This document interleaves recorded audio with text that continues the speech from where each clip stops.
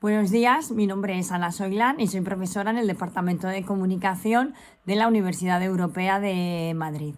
Lo primero de todo es que quiero agradecer a la organización del Congreso y al equipo que ha valorado mi propuesta el haber sido seleccionada para participar en el Congreso Hermes 2023. Mi ponencia lleva el título Un casting 3.0. Voy a abordar este tema primero explicando cómo las redes sociales se han convertido, además de un entretenimiento, en unas herramientas imprescindibles de trabajo. A continuación, haré un breve resumen de la forma de elaborar un casting en un programa de entretenimiento antes de que surgieran las redes sociales y cómo se realiza ahora gracias a ellas. El interés en centrar esta ponencia en el uso de las redes sociales y su predisposición para ser empleadas en los procesos de búsqueda de participantes en programas de televisión viene por las escasas investigaciones que se han realizado en cómo se hace este proceso de selección, comúnmente llamado casting, y cómo las redes sociales han revolucionado también este aspecto de nuestra vida.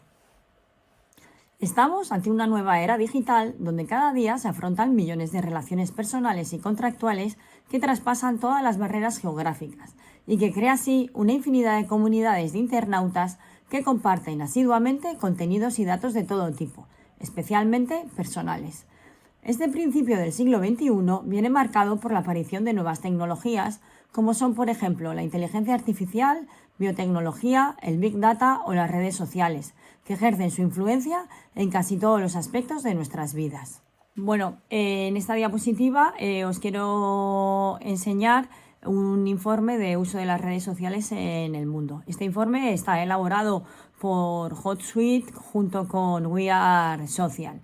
Y bueno, y según aquí, pues mira, podemos ver que los usuarios en redes sociales crecieron 227 millones a lo largo del año pasado y que el total actual representa casi el 59% de la población mundial total. Esta diapositiva que os ofrezco aquí es el uso de las redes sociales en España. Y bueno, pues aquí se dispone que se experimenta un aumento del número de registrados en España respecto al año pasado y que actualmente está en 40,7 millones de usuarios, es decir, 3,3 millones más que el año anterior, lo que equivale al 87,1% de la población española. A pesar de estas cifras, el crecimiento de los usuarios en redes sociales se dirige a una disminución en comparación con el aumento espectacular que se experimentó en la pandemia de COVID-2019.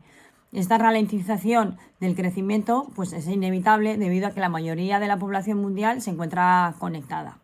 Por lo tanto, ahora hay que poner el foco no en si la población está conectada o no, sino en para qué usan las personas estas redes sociales y cómo aprovechan todas las oportunidades que ofrecen esta tecnología.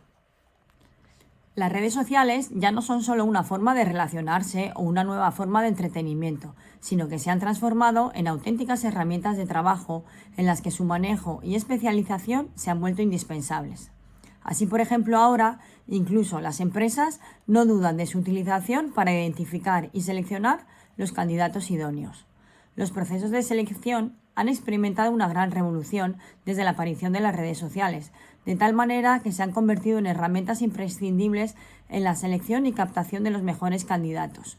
Pero a su vez se han convertido en expositores de la vida privada de los usuarios y en una fuente ilimitada de datos personales.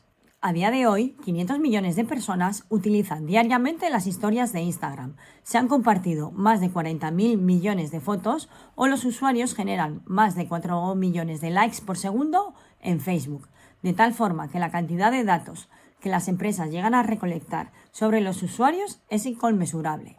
Las redes sociales han propiciado la divulgación de gustos personales, opiniones políticas o cuestiones éticas que de otro modo se desconocerían públicamente. Se comparte la percepción del mundo sin límites y en ocasiones no se piensa en las consecuencias de las publicaciones que se hacen. El fenómeno de las redes sociales también ha producido, por un lado, un alejamiento entre personas que normalmente se relacionaban de forma física y, por otro lado, un acercamiento electrónico con personas a las que jamás hemos visto. Esta implantación de las redes sociales también ha ocurrido en los procesos de selección de candidatos para un programa de televisión. En estos casos, ya no solo se ponen en contacto con el programa las personas que quieren participar, sino que la productora busca a sus participantes a través de las redes sociales. Así, los procesos de selección se han convertido en procesos más directos, sencillos y accesibles, donde todo usuario puede llegar a ser un potencial candidato.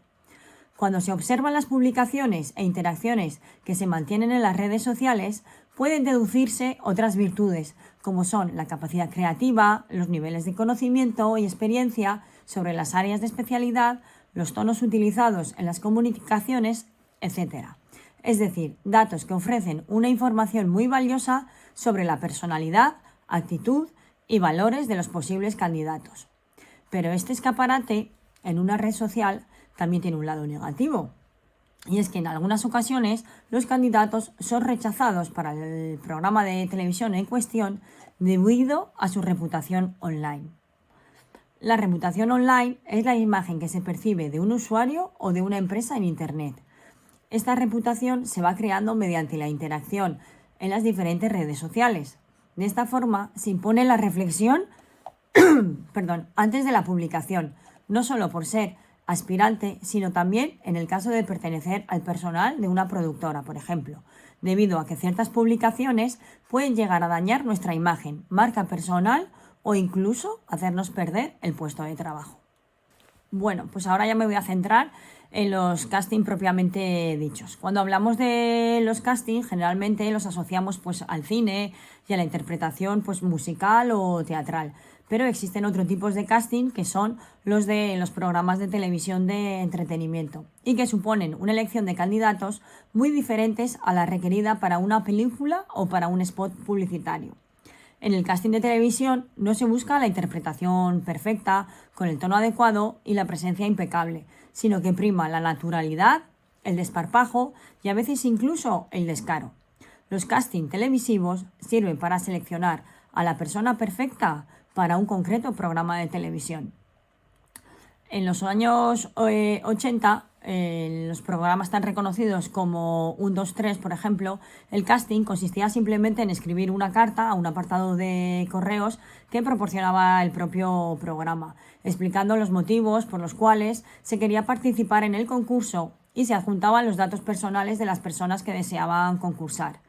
En este apartado de correos se recogían todas las cartas y que los interesados habían enviado, se guardaban en unos sacos y se llevaban a la sede de la productora o de la cadena que iba a realizar el programa.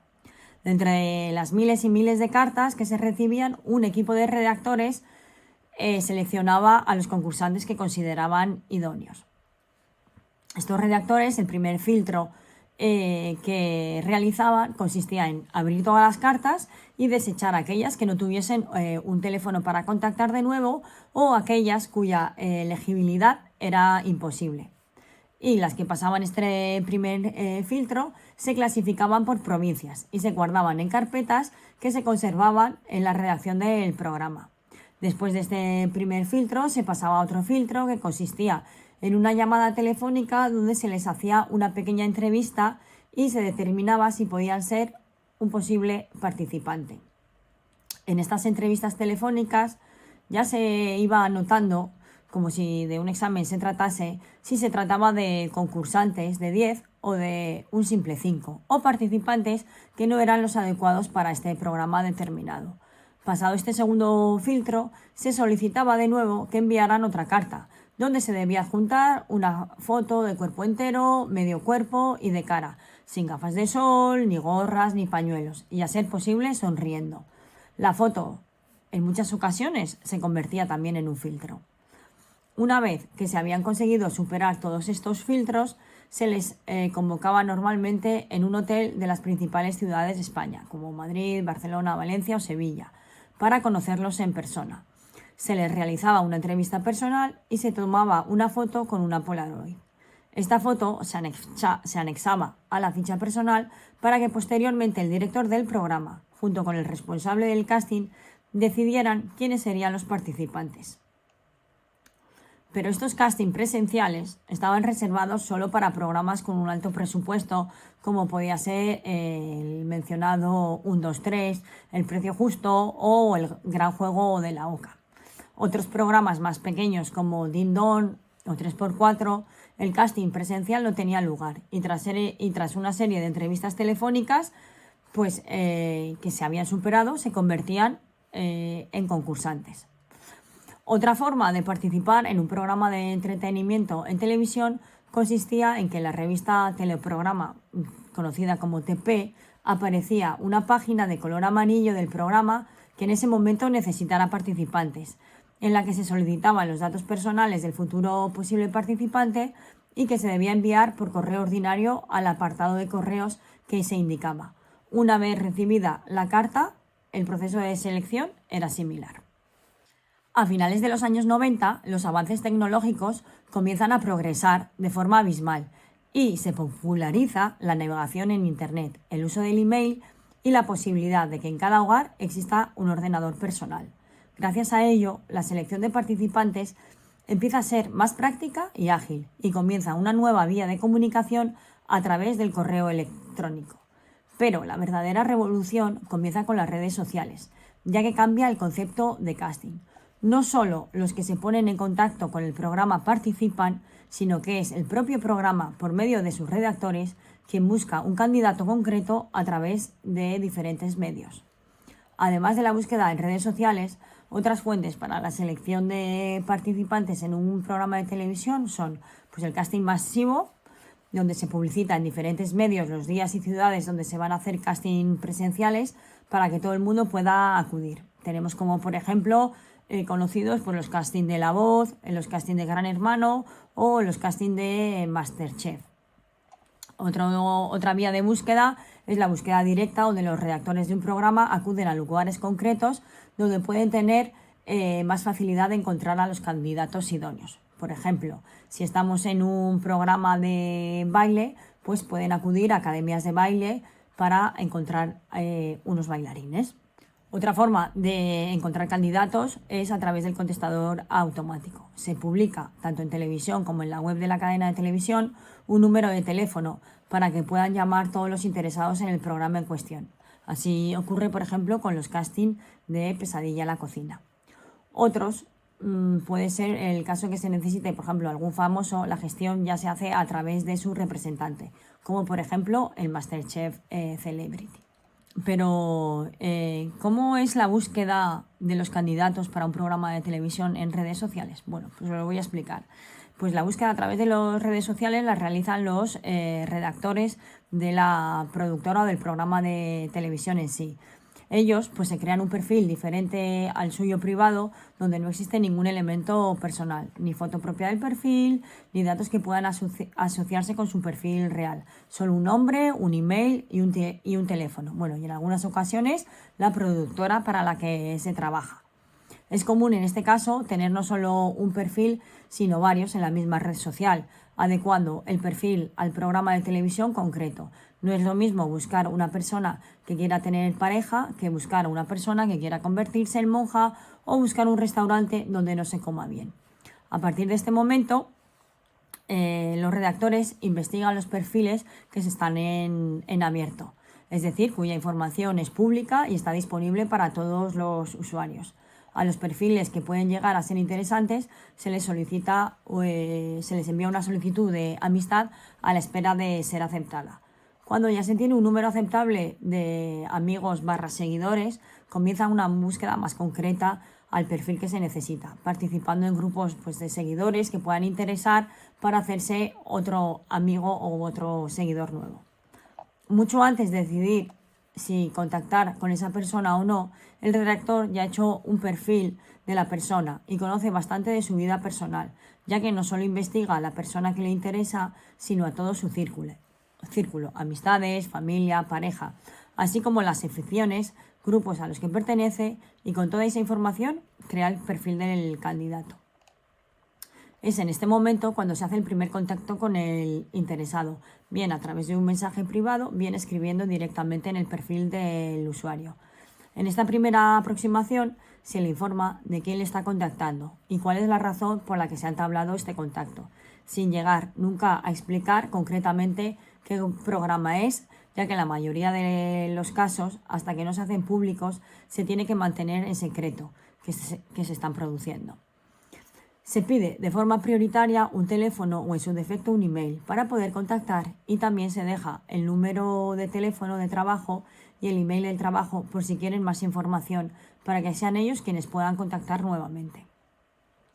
Si un perfil resulta muy interesante porque el redactor o el responsable considera que es el idóneo para el programa de televisión que se va a producir, se persigue y se investiga hasta que se consigue contactar, y a partir de ahí empiezan las entrevistas telefónicas.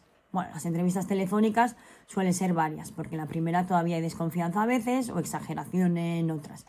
Y solo a través de diferentes entrevistas y preguntas muy variadas se consigue perfilar correctamente a un posible futuro participante. Las entrevistas telefónicas suelen ser varias, porque en la primera todavía hay desconfianza a veces o exageración en otras, y solo a través de diferentes entrevistas y preguntas muy variadas se consigue perfilar correctamente a un posible futuro participante. En la actualidad, los perfiles encontrados no son lo que llamamos comúnmente como buscadores de participar en un programa de televisión, sino que han pasado a ser espectadores y consumidores de las diferentes opciones de programa para estudiar en profundidad y decidir cuál es el programa en el que quieren participar o cuál es el programa que más les conviene. Esta nueva tendencia pone en el centro al potencial candidato y no a la productora, como hasta entonces se ha venido haciendo.